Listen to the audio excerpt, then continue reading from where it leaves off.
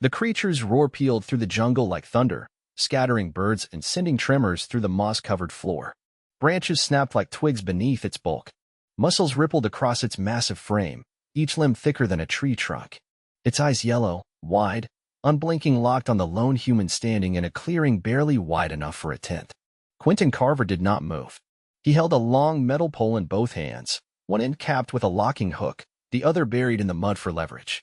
His shirt, soaked through from the humid air and sweat, clung to his back. A gash on his left forearm ran a slow stream of blood down to his wrist. His breathing was controlled, but his legs trembled from strain. "Easy," Quentin muttered through gritted teeth, voice as steady as he could manage. "You don't want to do this." The beast lunged again, its six-legged frame surging forward, slavering jaws snapping inches from Quentin's face. The pole vibrated in his hands as it caught the force of the charge. Quentin dug his heels into the dirt, his boots skidding back half a foot. High above, hidden in the thick canopy, a pair of eyes watched. Commander Hesh of the Lyrin Observational Detachment leaned forward, his translucent sensory front stiffening with focus. He had studied humans for nearly 6 planetary cycles. They were small. They were fragile. Their bones snapped from falls that would barely injure a Lyran juvenile. Their skin tore on sharp stones. Their internal temperatures fluctuated wildly. In short, they were not built to survive. And yet, here stood one, alone, restraining a creature that had downed a Trevanian scout beast in under a minute. "Why is he not fleeing?" Hesh asked aloud, forgetting the comm line was open. "Probably because he's stupid," came the reply from Technician Forn, monitoring from the ship orbiting above. "They're emotionally driven. No logic." "Silence," Hesh said. He adjusted the lens of his ocular unit. "He's not retreating. He's wait." Below, Quentin sidestepped just as the beast's flank swung at him. The pole twisted in his hands. With a grunt, he jammed the hook forward and caught it on the thick leather collar around the creature's neck. The beast bucked. Quentin was flung into the air and landed hard on his side. The wind rushed from his lungs. For a moment, he didn't move. Hesh leaned closer. Quentin pushed himself upright with a grunt, cradling his ribs. His face twisted in pain. "Probably cracked," he muttered. "Damn thing's stronger than it looks." He reached for the pole again. The creature had paused, confused by the sudden slack. Quentin took advantage of the moment and circled behind a thick root jutting from the ground. He began coaxing the pole's hooked end into the ring mounted on a large steel anchor buried in the dirt. It took 3 tries. His hands were slick with sweat and blood. The creature turned, eyes narrowing. Quentin yanked the locking mechanism. With a loud metallic snap, the creature was tethered. It lunged again, but the anchor held. The steel groaned. Quentin staggered back, panting. "All right," he rasped. "That's enough out of you." He dropped to one knee, clutching his side. In the trees above, Hesh blinked his ocular membranes twice. "This is not expected, Commander." Forn's voice crackled. "This human just subdued a Class 5 predator. Alone, with no exosuit. No weapons beyond a restraining tool. Are you sure it's not staged?" Forn asked. Hesh watched as Quentin leaned back against the root, head tilted toward the canopy, eyes closed, breathing ragged. A human female voice called out from the distance. "Quentin." He didn't answer. His lips moved, but no sound came. Moments later, a woman burst through the underbrush. She was lean, sunburned, and carried a medpack strapped across her torso. "Quentin," she repeated, dropping beside him. "Hey, Ellie," he whispered. Ellie Monroe didn't smile. She dug into the pack immediately and began checking his pupils, then carefully lifted his shirt. Her face paled at the sight of the bruising.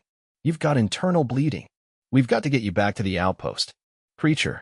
Tethered," he muttered. "Don't let it." "I saw," she said, applying a cold compress to his ribs. "You did it. But you're done now, Quentin. Shut up and breathe." He gave a weak nod. Hesh adjusted his angle again. Ellie had pulled out a communicator and was calling for a stretcher team.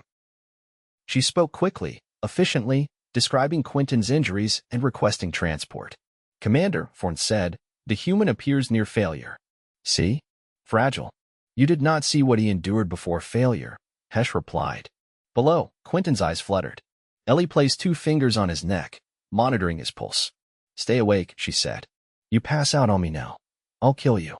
Hesh watched as she wrapped his ribs, stabilized his neck, and attached a hydration feed. The creature behind them strained against the tether, still furious, but unable to break free. The stretcher team arrived 6 minutes later. 2 humans, both carrying rifles and clad in reinforced gear, lifted Quentin onto a collapsible frame and began moving him through the jungle. Ellie followed closely, one hand on his chest to monitor breathing. Hesh stayed in the tree. He remained there long after the humans had gone. He watched the creature, now calming, tethered, and defeated. "This changes things," he said. Forn was silent. The next day, the Lyrin ship descended to the observation post's perimeter. It was an unusual move. Normally, the Lyrin remained hidden, content to study. But now, they requested a meeting. Ellie stood in the infirmary tent, arms crossed. Quentin lay on the cot, a deep purple bruise fanning out across his ribs. His left arm was in a brace. A scan had confirmed 2 cracked ribs and a minor lung contusion. He winced when he laughed, so he mostly didn't. "You're not going out there," Ellie said. "I'm the one they came to see. They can wait until you can walk without flinching." Quentin sat up slowly. "They won't wait. You don't get a Lyrin to land without a reason." "Quentin," he swung his legs over the side of the cot. "Help me up." Outside, Hesh waited beside the ship, hands clasped behind his back.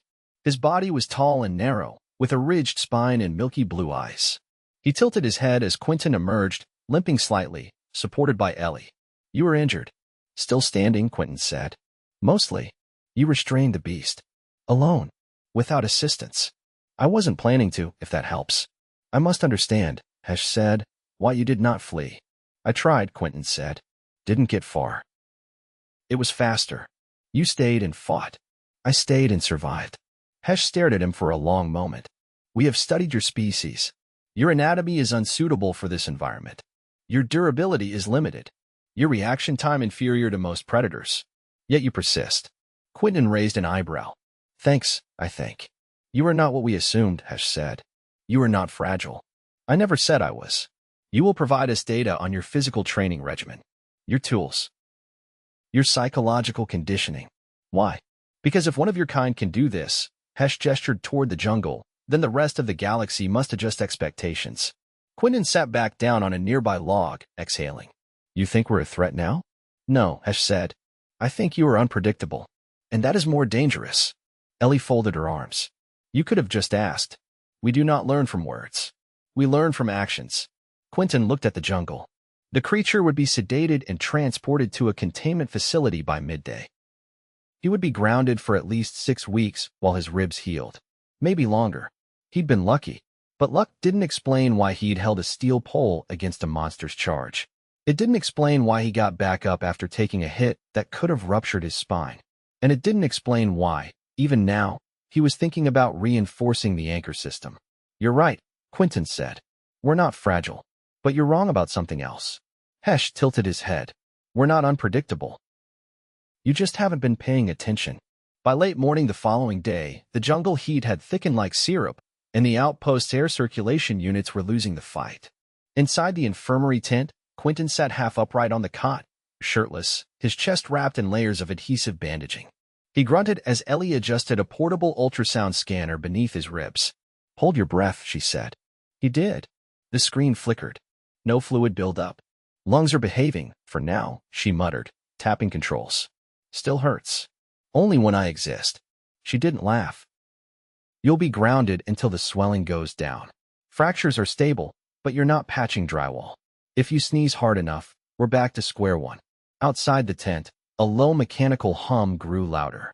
Quentin turned his head slightly, wincing. "Please tell me that's not another inspection drone."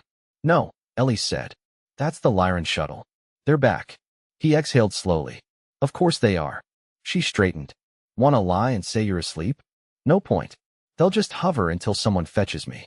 He swung his legs over the edge again, slower this time. Ellie didn't stop him, but she did hand him a compression brace for his abdomen. "You need to start saying no to things." "I did once. In college. Didn't like it." They stepped outside into the blinding light. The Lyrin shuttle had landed just beyond the main perimeter, its hull gleaming like wet stone. Hesh stood at the base of the ramp, accompanied by 2 others. These newcomers were both shorter, with broader cranial ridges and duller coloration. They wore harnesses with intricate metallic devices strapped across their torsos. Quentin narrowed his eyes. They brought academics. Ellie raised an eyebrow. How can you tell? They're not carrying anything that explodes. Hesh approached first. You are ambulatory. Welcome. I wouldn't go that far, Quentin muttered. The taller of the new Lyrin leaned forward slightly, examining him. We are bioresearcher Tanos and field theorist Vec. We require first-hand data. About what? Your skeletal architecture. Your tissue elasticity. The neurochemical cascade following trauma. Quentin blinked. You want to study my injuries? We have already analyzed the footage. It does not align with projections. A being of your frame should not have maintained grip force under that stress. Ellie stepped in. He's not a test subject. You don't get to poke around because you're confused. Tanos turned to her. We do not require invasive methods. Observation and interface scans will suffice. Quentin glanced at Ellie. I've been through worse. Let them have their look. Maybe it'll keep them from doing something worse later. She didn't like it, but nodded. 15 minutes. If his vitals spike, it stops. They were located to a shaded platform beside the tent. Quentin sat on a low bench while the Lyran circled him, scanning and occasionally murmuring to each other in their own language. The devices they used emitted soft pulses of light and adjusted automatically to his posture. Your rib fractures are not aligned with expected break patterns, Vec said. Compression from external force should have caused a spiral fracture. Yours are linear and localized. Quentin shrugged slightly. I turned just before it hit me. Took it on the side. Tanos paused. You redirected the impact? I didn't have time to think. Instinct, I guess.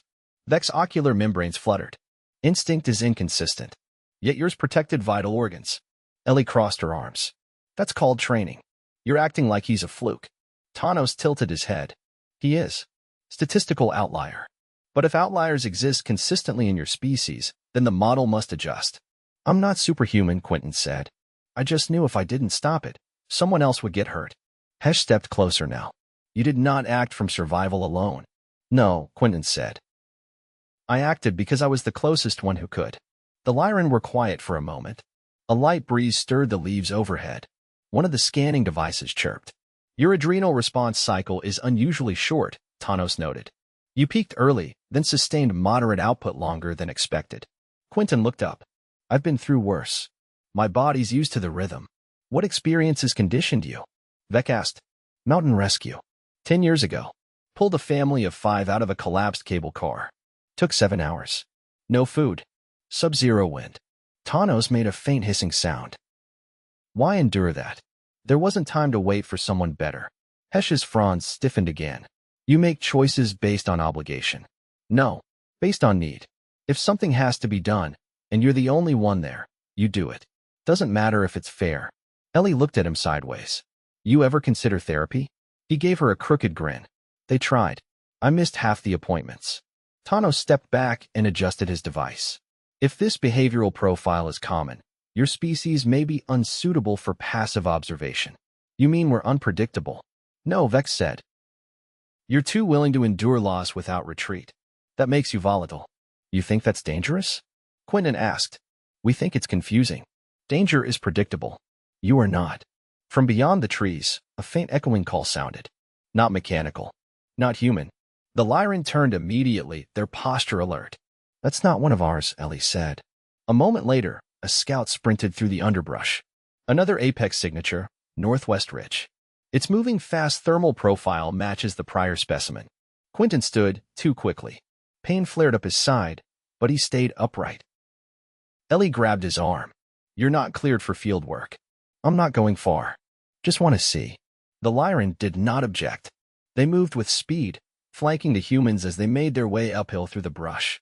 The noise grew louder, branches snapping, a low rumble beneath it. They reached the ridge in time to see the creature emerge into a clearing. It was smaller than the first, but faster, moving with unsettling coordination. It paused, nose twitching. Then it saw the team. The creature dropped into a crouch. Vec whispered, It's assessing. Hesh stepped forward. Observe. Do not engage. Quentin shifted his weight. It's not alone. Tanos looked at him. How do you know? He pointed to the canopy. Birds are silent. Always means more than one predator. Ellie narrowed her eyes. You hear that clicking? They all turned. From the underbrush behind them, a second creature slipped into view, jaws half open, saliva dripping onto the leaves. Tanos's fronds twitched. Flanking maneuver. Quentin stepped back and lowered himself behind a fallen log. We're not dealing with wild behavior. That's coordinated hunting. Beck activated a signal flare, but before it launched, the closer creature lunged. Quentin grabbed a branch and slammed it against a tree to make noise. The creature veered sideways, startled. But the second beast charged. Hesh and Tanos backed up quickly, drawing compact field emitters. Quentin didn't hesitate. He grabbed a coil of vine hanging nearby and swung it underhand, looping it around the creature's hind leg. Its momentum carried it forward, but the snare yanked it sideways into a tree. The impact stunned it just long enough for Ellie to fire a flash pulse into its eyes. It recoiled, shrieking.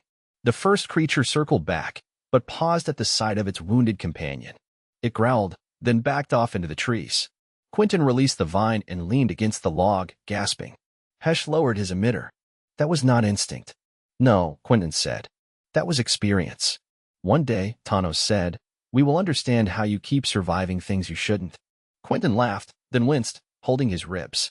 I'm not sure I do. Ellie was already pulling him upright. You proved your point. Now we're going back, before you start bleeding again. As they descended the ridge, the Lyrin fell into step behind. Beck said nothing for a long while. Then, quietly, we assumed resilience was a trait of species with superior biology. Quentin didn't turn around. Turns out, he said, resilience is just what happens when you don't have another option. The rain started just after midday, light at first, then hammering down with the kind of relentless force that made speech pointless and walking a chore. The canopy caught most of it, but enough leaked through to soak the camp and fill boots. Ellie had already pulled a tarp across the infirmary tent and was patching a seam when she heard the scrape of claws on metal. She turned. One of the Lyrin Vec, she thought, though it was hard to tell them apart in the dim, stood just inside the shelter's threshold, dripping and motionless. The human is not deteriorating? Ellie secured the tarp with a tug. You're welcome to ask him yourself. He's lucid, breathing, and giving unsolicited advice about generator noise. I am unfamiliar with that term. It means he won't shut up.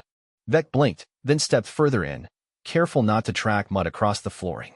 His gait was stilted, slightly off balance, like someone walking on a ship in rough seas. Ellie noticed his outer fronds were drawn close to his torso, a Lyran posture she hadn't seen until now. You're cold, she said. Didn't think your kind was affected by temperature. Our systems regulate, but this climate is inconsistent. It interferes with sensor calibration. Join the club. She tossed him a thermal blanket from the supply bin. Sit. Dry off. Try not to knock over anything expensive. He hesitated, then settled onto the edge of a supply crate, wrapping the blanket awkwardly around his narrow shoulders. Quentin, on the cot with his leg propped up and a compression sleeve around his ribs, looked over with a raised brow. Didn't expect you to stop by without a scanner glued to your hand. I have already collected sufficient data, Vec said. I require context. Context for what? Your decision-making. It does not follow risk-reward logic. You engage threats with odds stacked against you. You improvise in real time. You endure harm without guarantee of gain. These patterns are not replicated in our simulations. Maybe your simulations are missing something. Vec's left frond twitched. You value success differently, not as optimal outcome, but as reduced failure. Ellie peeled off her gloves, wringing them out. We don't always get to win. Sometimes just not dying is the goal. That is not efficient. It's not meant to be. Quentin shifted, suppressing a cough. You're trying to apply engineering logic to a species that built duct tape and thought, yeah, that'll do. Vec tilted his head. Duct tape. Ellie pointed to the strip holding the tent's corner flap closed. That stuff holds equipment together.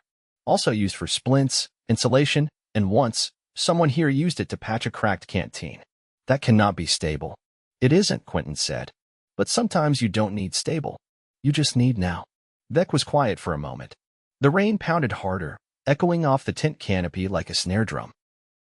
In the distance, one of the perimeter drones emitted a warning chirp, then fell silent again. You view permanence as optional, Vec said finally. That is difficult to reconcile.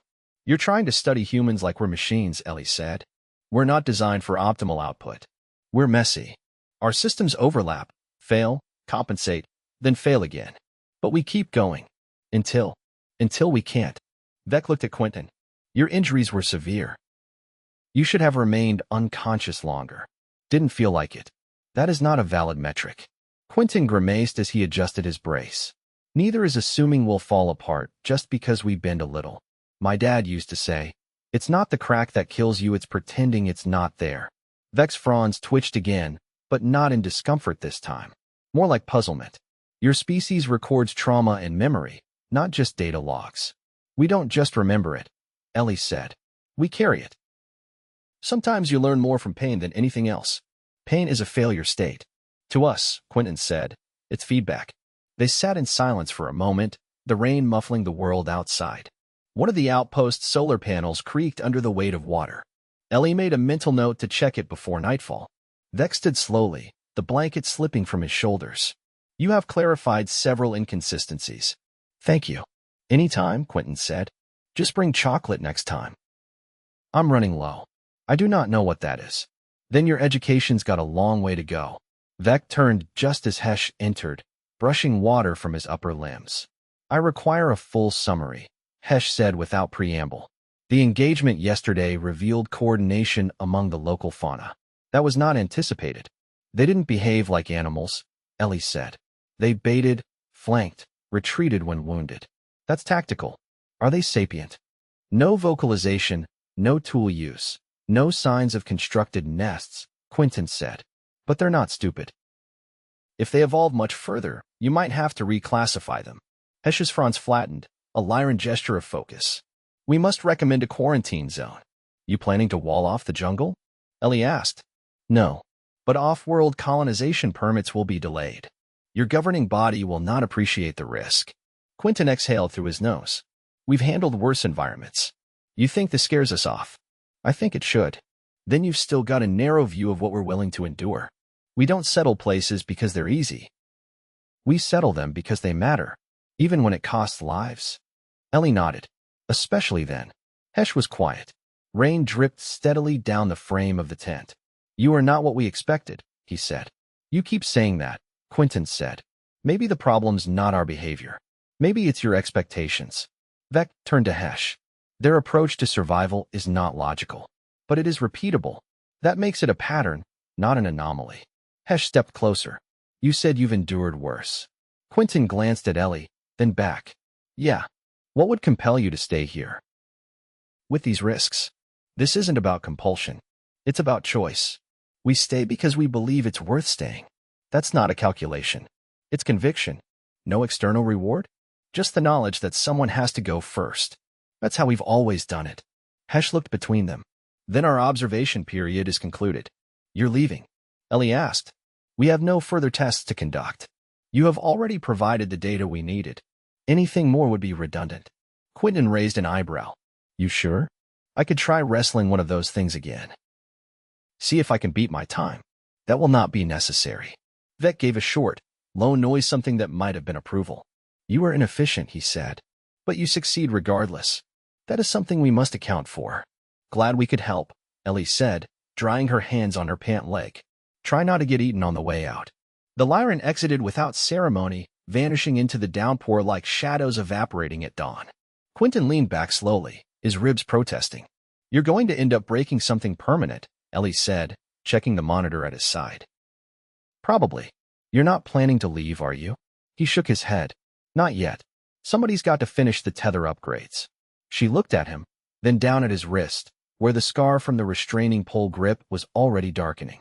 You ever get tired of being the one who goes first? He didn't answer right away. The rain had started to let up, the sound softening into mist. Yeah, he said at last. But it's better than waiting for someone else to do it. Ellie pulled the blanket off the crate and threw it over his legs. Then at least heal properly before you start again. He gave a tired grin. Deal. Outside, the jungle breathed, alive and unknowable. Inside the tent, for the first time in days, everything was quiet.